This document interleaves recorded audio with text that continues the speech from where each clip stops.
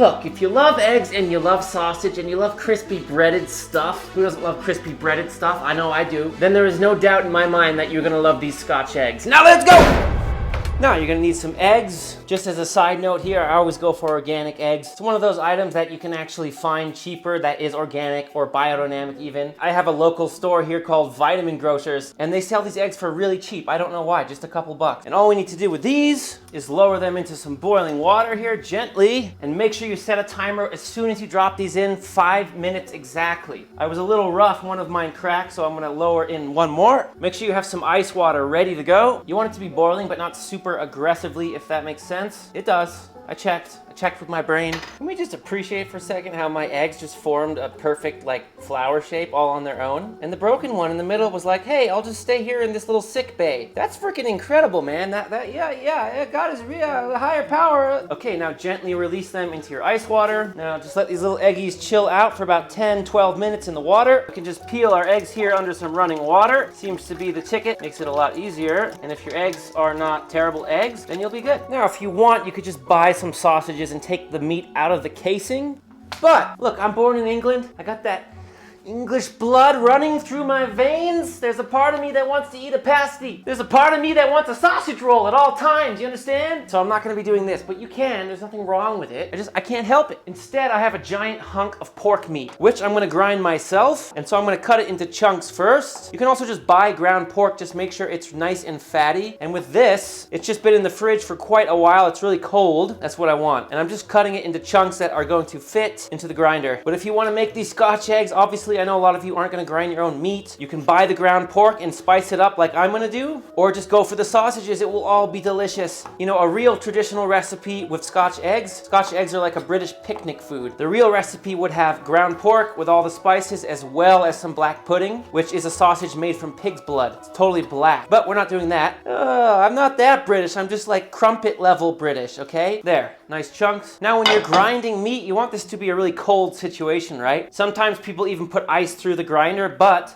I have my pork really cold and I had the components of the grinder in the freezer for about 15 minutes. That should do the trick. Mine just attaches to a KitchenAid. So easy, right? In she goes, you tighten this up and you put this thing on, simple as that. Now cold bowl underneath, and let's turn it on and get to grinding. Meat goes in the hole and you push it through. How fun is that? I really love grinding my own meat. It is so much better, and what I love about it is that I know I'm grinding up one pig. You know what I mean? As opposed to like a whole bunch of different animals. And now you have a really nice fatty ground pork just using that shoulder. Now we're gonna make some rosemary salt, which many of you already know. We just start with kosher salt. Don't be intimidated, this is so freaking easy, right? Sage going in, fresh sage. The sage is gonna be a pretty key flavor here in our Scotch eggs. All I'm doing with the sage is just picking these leaves off the stem here. Simple as that. And now some fresh rosemary. Just pick it off the stem, same deal. God, it smells good. Probably made this rosemary salt 100 times, and I still get excited every time. Now, just a little touch of lemon zest going in. And last but not least, some fresh garlic I just peeled. Now all we need to do is blend it up.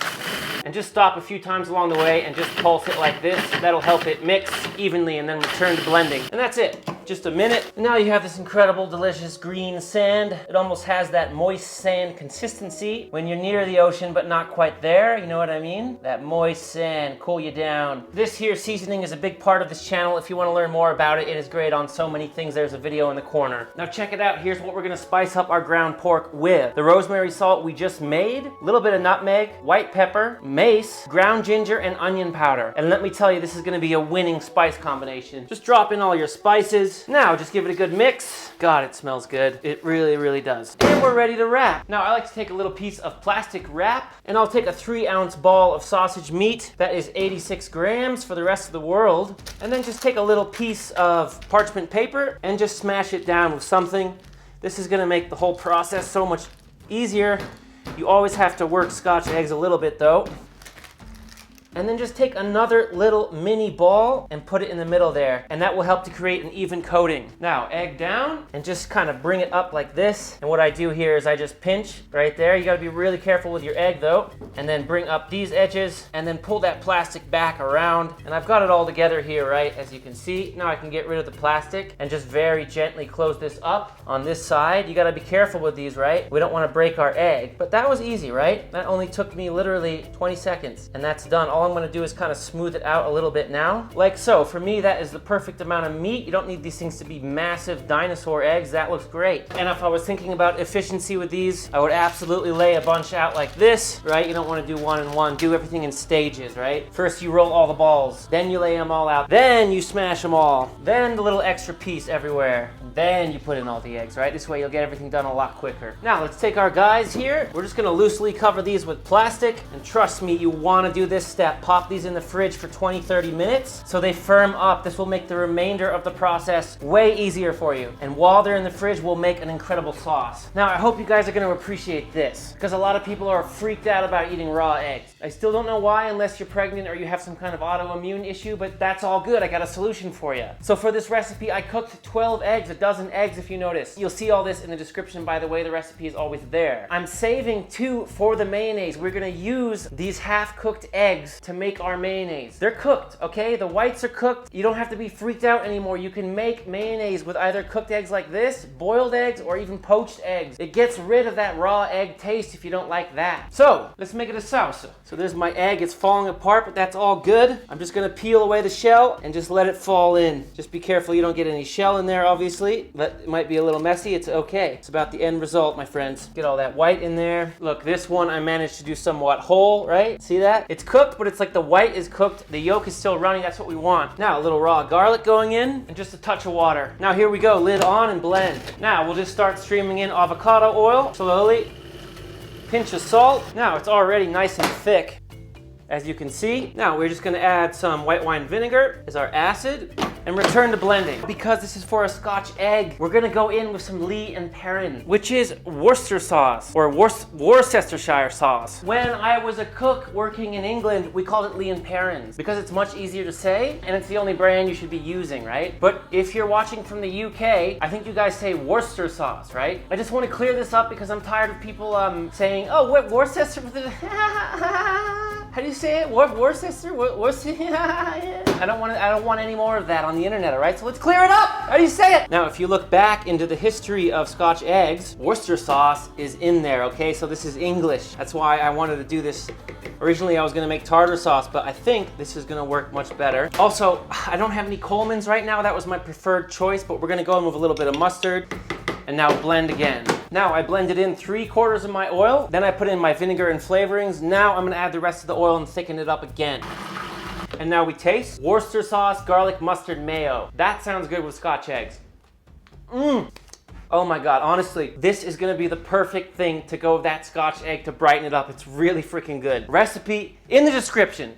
Okay, time to finish off these beauties. All-purpose flour, just some beaten eggs, and panko breadcrumbs. And all I'm gonna do here is take a little fresh thyme and strip it into those breadcrumbs. I love doing this with my breading. The little bit of thyme kind of pops and leaves a nice little floral scent around the edge of the food, which is fantastic. So, strip it in and just mix that in. Now, we take our chilled Scotch eggs, now a lot easier to work with. Again, just 20 minutes, and gently roll in the flour. Be gentle throughout the whole process here. Peeling the eggs, wrapping them in sausage, and doing the flour. It is a little bit tedious, I'm not gonna lie, but the end result will have you happy. Now, we just brush off a little bit of that excess flour. Next into the egg wash, same deal here, very gentle, just coat it up. And finally into the breadcrumbs. Just gently coat it up, just hold it here and just move it around a little bit. That's perfect. And there is your Scotch egg ready for frying. Now, that's avocado oil that I keep reusing to fry stuff in. It's sitting at 350 degrees Fahrenheit, and I'm gonna fry these just 2 at a time. There's that thyme I was telling you about, so we don't lose too much heat from our oil. Looks like I needed just a tad more oil. That's all right, we just turn them like so. Look how beautifully that thyme sticks to it somehow. And because I didn't go so crazy with the amount of sausage I put on here, 5.5, 6 minutes, and these should be done after a good rest. And there we go, 6 minutes. And we'll just give these a nice rest, as well as hit them with a little bit of Maldon salt right away, just for that panko. And I'll just leave them there for about 4 or 5 minutes minutes and then we'll slice in. All right, moment of truth. Just take a serrated blade here and I'll slice the thing directly in half.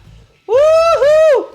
Yes! Oh my gosh, could not be any more perfect. Now, just a little bit of our sauce right here, and it's time to rage. Oh my God! Ah! Oh my God! Wow! I gotta keep eating. That sauce, guys. I'm telling you. That was a nice combo, baby. The cooking gods have shined upon us. Until next time, my friends. You know I love you.